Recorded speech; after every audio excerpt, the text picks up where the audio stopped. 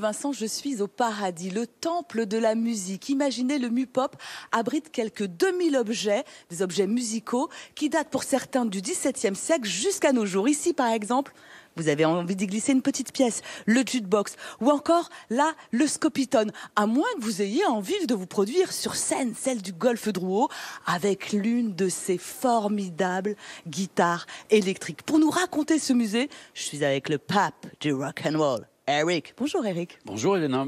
Musée absolument formidable, constitué de deux parcours, un parcours instrumental et un parcours musical où nous sommes en ce moment. Qu'est-ce que c'est que ce parcours ? Alors c'est un parcours qui permet aux visiteurs de découvrir un vaste panorama historique des musiques populaires en France, donc effectivement depuis le milieu du XVIIIe siècle jusqu'à la fin des années 80 du siècle dernier. Donc on y rencontre du jazz, du musette, des musiques traditionnelles, du rock, de la pop, du rap, du reggae, etc. Une sacrée balade. Ici, c'est l'espace rock'n'roll. Alors justement, quelles sont les pièces importantes que vous avez pu collecter ou ce que vous avez voulu raconter ? Alors, les pièces importantes, bien sûr, c'est les guitares électriques, puisque c'est l'âge d'or de la guitare électrique en ce début des années 60, qui arrive des États-Unis. Et ce qu'on a voulu raconter, c'est l'histoire très ordinaire d'un adolescent qui joue un petit peu de guitare électrique dans sa chambre, puis il fonde son groupe, et puis ce groupe, bien sûr, va jouer au Golfe Drouot à Paris, qui était à l'époque le temple du rock'n'roll pour les jeunes de cette génération. Justement, qu'est-ce que nous dit cette musique de cette jeunesse de l'époque ? Eh bien, c'est une jeunesse qui a trouvé musicalement une incarnation dans le rock'n'roll, c'est-à-dire que le rock'n'roll et la musique des yéyés a su traduire les aspirations de cette génération à ne plus vivre comme au temps de leurs parents.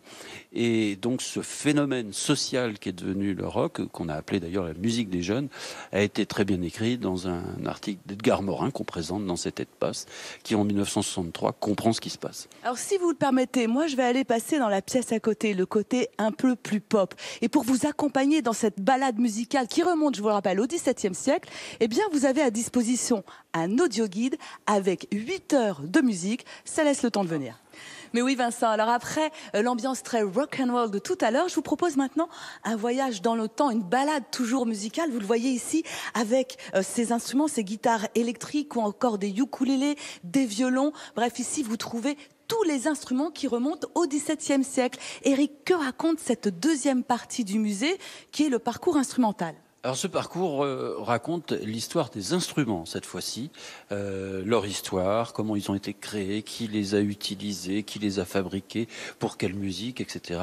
Et ce parcours regroupe donc les instruments principaux du musée, c'est-à-dire les vielles, les cornemuses, les accordéons et les guitares électriques. Que des objets absolument fabuleux, notamment les cornemuses qui m'ont vraiment étonnée. À propos de ces guitares électriques, ce sont les premières qui sont derrière nous.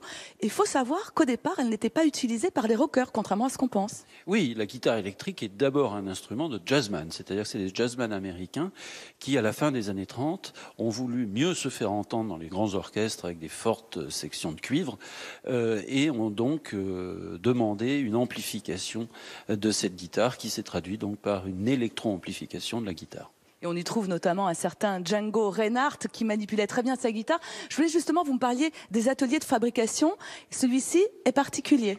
Oui, puisque c'est le premier atelier qui a fabriqué des amplis de guitare et des micros de guitare juste au lendemain de la Seconde Guerre mondiale, à partir de 1946. C'est l'atelier Steamer-Garenne, fondé par Jean Guen, donc en 1946. Donc c'est un atelier tout à fait historique dans l'histoire des guitares électriques françaises. Ce que vous proposez aussi aux visiteurs, c'est de faire quelques expériences. Voilà, on peut tester par soi-même le fonctionnement d'une guitare électrique, l'ampli avec toutes ses fonctions, par exemple les pédales, les graves, les aigus, les réverbérations, etc., sous une forme donc tout à fait directe et ludique. On peut même faire les wah-wah.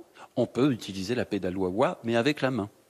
Alors c'est absolument génial, ce musée Mu-Pop qui suscite, j'imagine, des vocations. En tous les cas, moi, ça y est, je me lance, je me fais teindre en blonde, je me fais tatouer et je monte mon groupe, les Marnettes.